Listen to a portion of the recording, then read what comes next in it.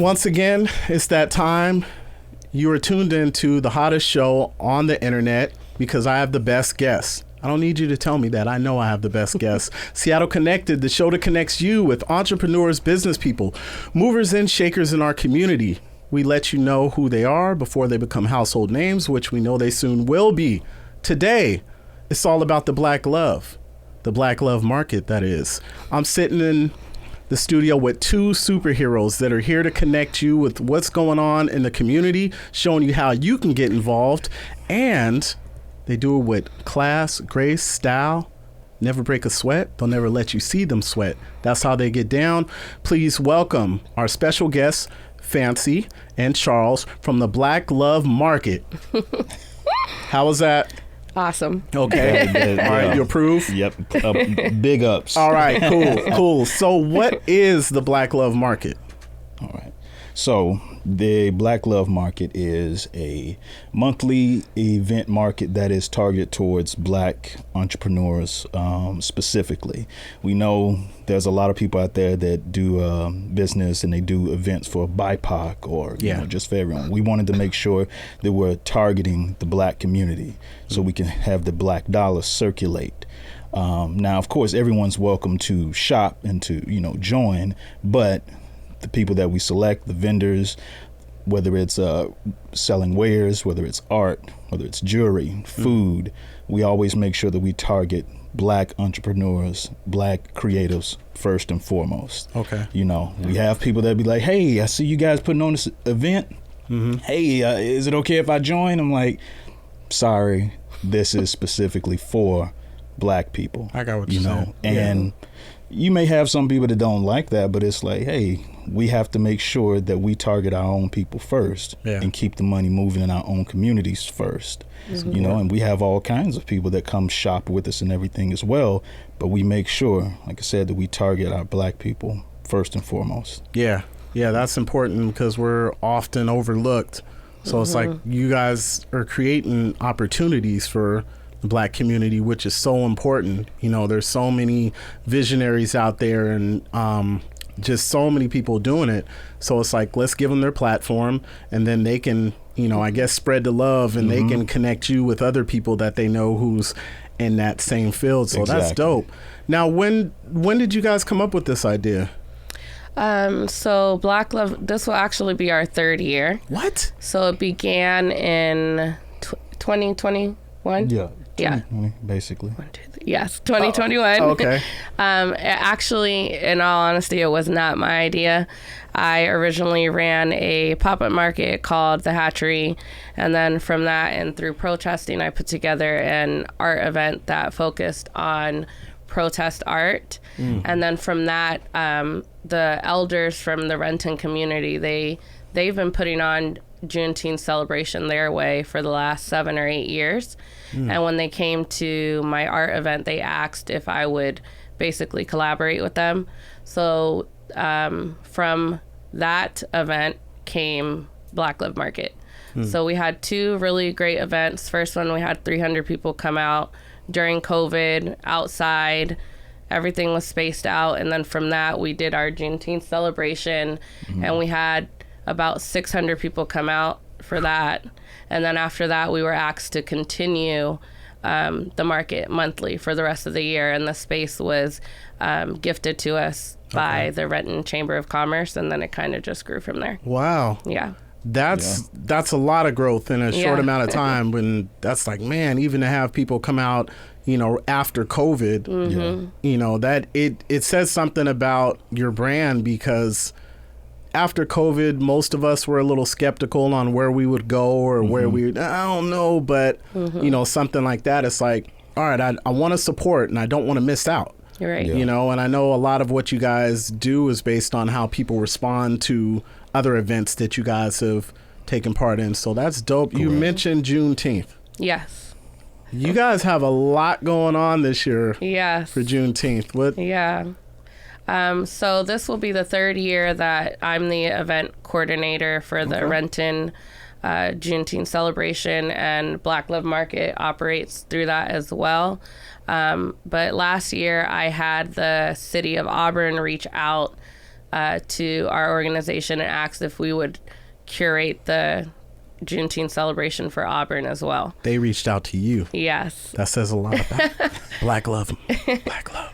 They have a new equity, diversity, and inclusive director named Brenda Goodman. So at the time, she was really intrigued by the fact that Elevate was ran by 3 Black women, and she wanted to be able to highlight us and support our business by incorporating us into their celebration. So that's kind of how that came about. That's cool. Yeah. Yeah. You guys excited about what you have coming up for Juneteenth this year? Yeah, I would say so. Like I said, like she was saying, we've done an event in Renton before. Now it's going to be a different location at Liberty Park. With Auburn, this is kind of like their first outing like this at Les Cove Park. So it's kind of like they putting 100 on 10. Like, she really wants to make sure that people are not know what's going on in the community. They really want to push it because, they don't see it. They don't see this happening in the areas. They don't see it being represented in the community. So they want to make sure that, this being their first time out with a Juneteenth event, they want to make sure that they're able to push this to the masses and let people know, like, hey, these people are a part of your community too. You realize that, right? Yeah. Like, they got a lot going on in the community, and we want to make sure that we highlight that because guess what? We count on them as well. Yeah. They ain't just somebody you walk by that you may see or you may wave to. These are business people. These are artists. These are creatives. These are healers. They have a lot to say. They have a lot to present, and we want to make sure that they have a platform as well. And all that's going to do is create more business as well within the city also. Yeah. Because then people start taking notice, like, oh, I got to get out that next year. Man, did you see what they did? Yeah. Man, I'm going to that next year. I can't be late. Yeah. Yeah. And that might inspire others to, pursue different passions they had, knowing that there's a market out there that's going to, support them. Correct. So that's dope. So I know you guys don't just focus on Juneteenth. What other events do you guys have coming up? So in addition to both Juneteenth celebrations, we're also doing a Havana Nights yacht party on that same weekend. So that'll be on the 24th from 5 to 9 p.m. The yacht will be departing from the Hyatt Regency on Lake Washington in Renton. Wait a minute, y'all. I'm sorry. I didn't mean to. She said yacht. Yeah. She said yacht. Yeah. And nice. It's one of those yachts that can be transformed so it can have like almost like a canopy top as well on a certain section of it, almost giving it like a greenhouse look. Yeah. So it's transparent. That way, if the elements tend to shift on you, you can still be covered. But yeah, an actual yacht. Yeah. Okay. That's what's up. I like that. That's why they call her fancy. Oh, I'm sorry. Interrupt you, but on a yacht? Wow. Yeah. So the purpose of the yacht party, this will be the second time we have an event that's meant to highlight and celebrate community leaders and Black-led nonprofits. I know for myself as a community leader and activist, a lot of the work that I do is not paid work. And true community leaders do the work to make the community better and not to make money. So the purpose of the event is to be able to give out cash scholarships to these community leaders and Black-led nonprofits. This time we're going to be giving out $1,000 checks. And we're actually going to be giving the scholarships out in Elijah's name. I think that through the process of being a community leader and learning the ins and outs, like, he was really a big part of me learning where the needs are and different leaders of organizations. So I know that for me, like, that was the best way that I could honor his memory, is to continue to serve the community, specifically the leaders in his name. Yeah. That's beautiful. What would you say is your goal as far as anyone who gets involved? Like, they come to a Black Love Market event, like, what one thing would you say you want them to take away with their experience with you guys? Because, I know you guys aren't solely based on, oh, we just want to get heads out here so we can sell this and that. I already know you guys aren't about that. But what is something that you want someone to take away when they leave and say, you know what, that event was cool, I like? For me, and I think we both have different viewpoints on this. For me, one of the reasons why we don't ever raise our booth prices is to make sure that our business owners make as much profit as possible. But in addition to that, when people come to Black Love Market, specifically people in the renting community, I want them to walk away with a different mindset of what the Black community is. I think I've always been irritated by the statistical way that they portray Black people on TV, and even more so when we have people from our own community playing into those stereotypes. Right. And for me, Black Love Market, everything we do through there, I never wanted to be stereotypical. I always wanted to be positive. I always want to highlight Black excellence, Black talents, Black artists, all of that. Yeah, I hear you. And that's, part of why we do what we do. Seattle Connected Podcast. Make sure you support. What about you, Charles? I mean, definitely Fancy said a mouthful, which all points are valid. I think when people come to a Black Love Market event, I always envision them recognizing the power of the Black. And I say that because not only was it a painting that I've done before that was titled that, but coming to these events and recognizing that is our sole focus, is to focus on our people first.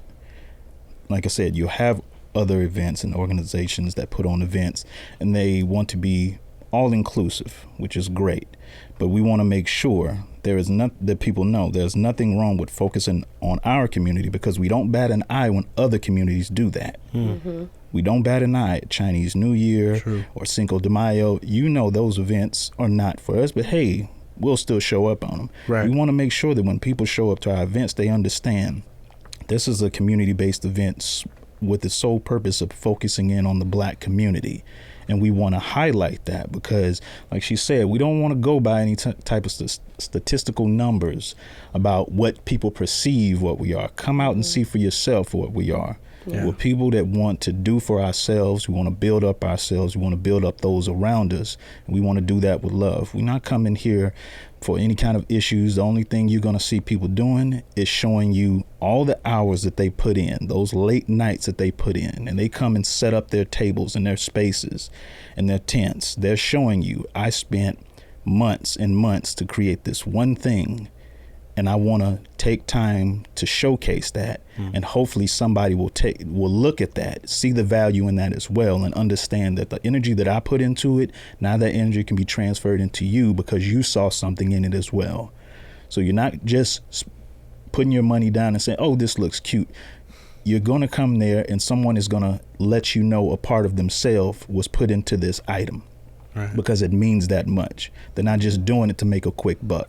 None of the things that these people do are quick and fast. Right. Everyone takes their time out. So you have to understand that the time, the energy that people are putting into their creativity, their business, you're going to understand this is what people really mean. This is what people are trying to display to you, not trying to display what you may have seen on TV or on the news or on some video.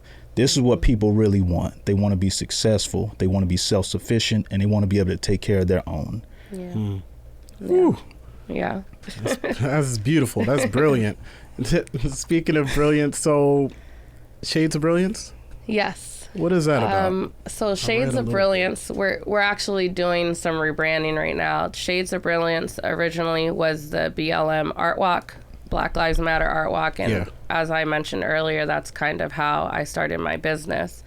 But because I feel like the media and as a society we're moving away from I don't want to say away from the importance of the phrase Black Lives Matter, because I feel like it's always going to be important. Right. And even if the media isn't sensationalizing it at this time, Black lives do still matter, right? Yes. But I have a vision for that particular event where I see it traveling. And so because of that, I wanted to change the name and do rebranding so that we'd be able to take Shades of Brilliance, a Black art experience, and do more than just an art walk. So right now we actually just got a partnership with the Hyatt, and we're going to be doing that event with them. They're going to be sponsoring us a space. So the art walk, as we knew it, is growing, and it's going to be bigger and better than it has been in the last 2 years. Yeah. Or 3 years. This will actually be the 4th year. Oh, wow. Yeah. This will be the 4th year. So I think the first time I was involved was 2020. Yeah. Because that's when how we met. everything really, that's when everything really shut down, and it was just, there was almost no end in sight when that was happening. Yeah. That was early 2020.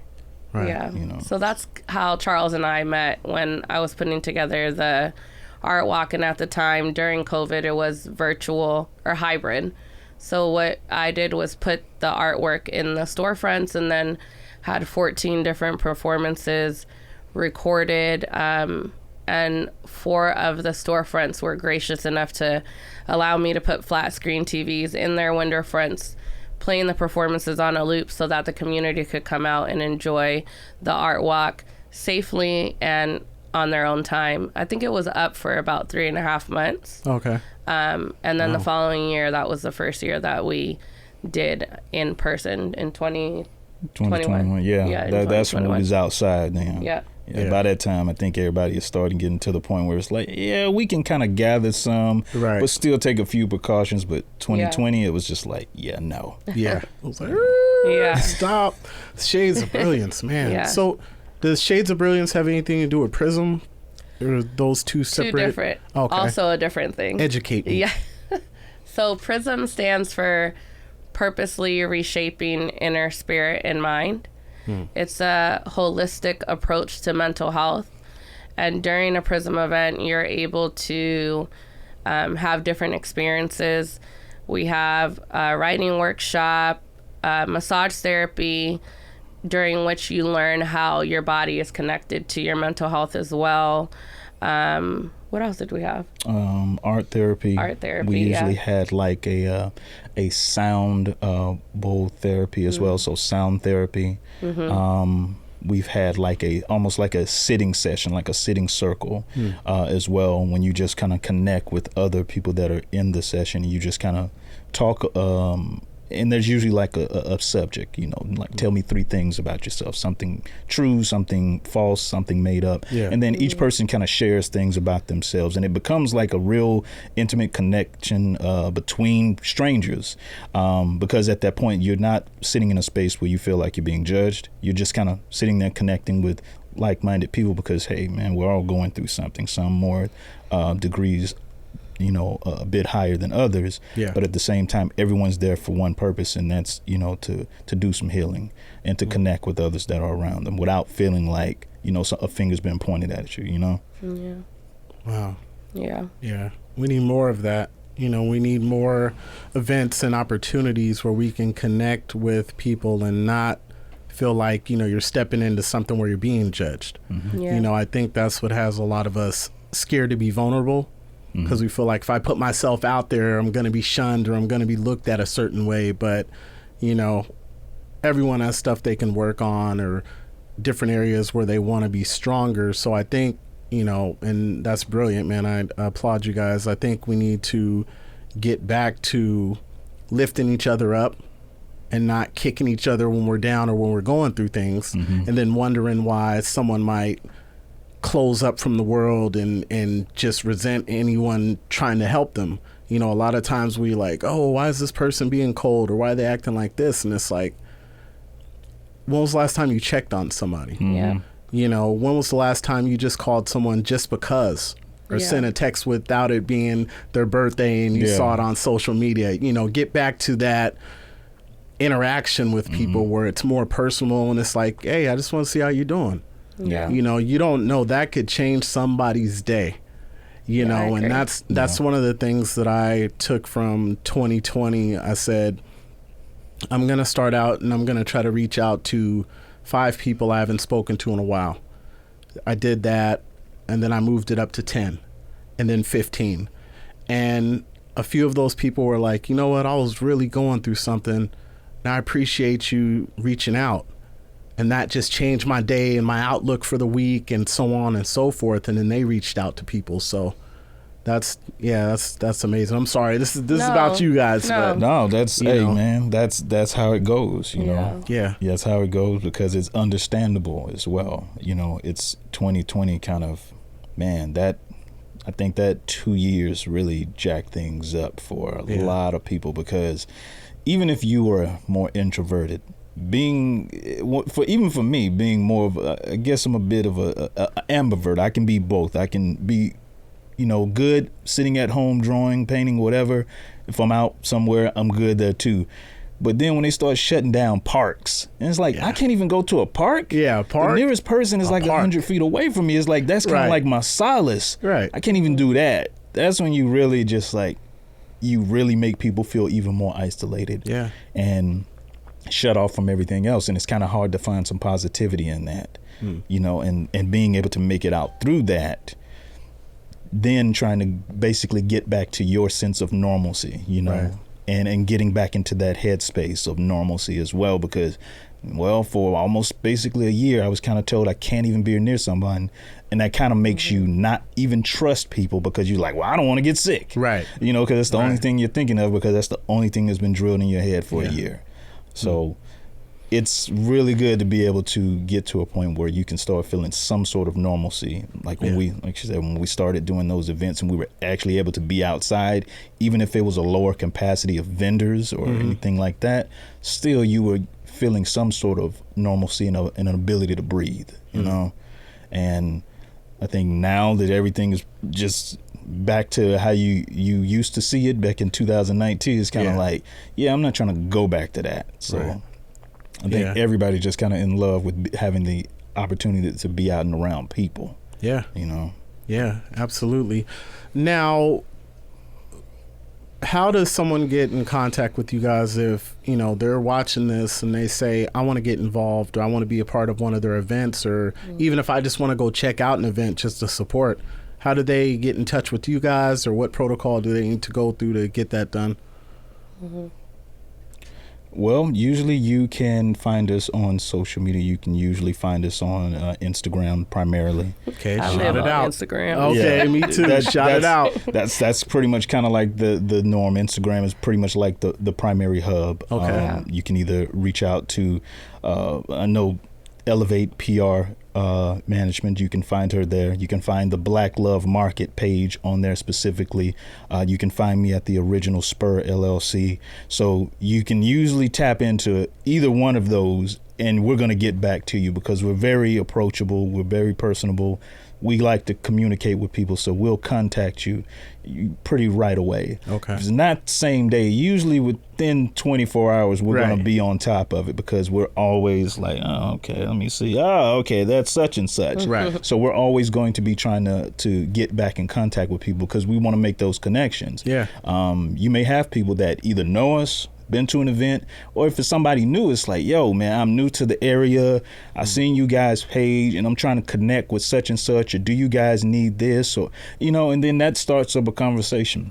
Yeah. And Fancy's known for, you know, she's known for being out and amongst people and talking to strangers. That's her thing. Yeah. But that's how she finds people. That's how she communicates with people. Yeah. But you can hit up any one of those, and we'll be right back to you. That's just kind of how we operate. Yeah, that's what's up. Wow. Well, I don't even know what else to say. Thank you guys so much. Is there anything else you guys want to tell the viewers, or now's your turn? Just say hey, or if you want to give a shout out. Right. A shout out. So many. All our Black Love Market vendors. I love you guys. Everything we do for you guys. You guys always start off as just vendors, and a majority of you have already been friends, and I really consider you guys our family. So when we're emailing you guys that Black Love Market family, like, I mean that with my soul. I'm very grateful for you guys, and I know that we couldn't do what we do without y'all. All right. Yeah. I will second that. You know, we love being out there amongst you. Stay tuned for these next events coming up. Like I said, you know, Juneteenth, that's going to be in Auburn. That'll be on June 18th. Renton, that'll be on June 25th. There's also going to be a business fair going on at that same time in Renton as well, at Liberty Park. Three basketball tournament, volleyball tournament. Yep. Yeah, we got Job fair, food, that's right. exactly, job fair, Job fair. Yeah. food trucks everywhere. So Courtesy of Access to, Okay. owned and ran by DeAndre James. What's up, He's Dre? going to be collaborating Shout out on to with him. us. Yeah.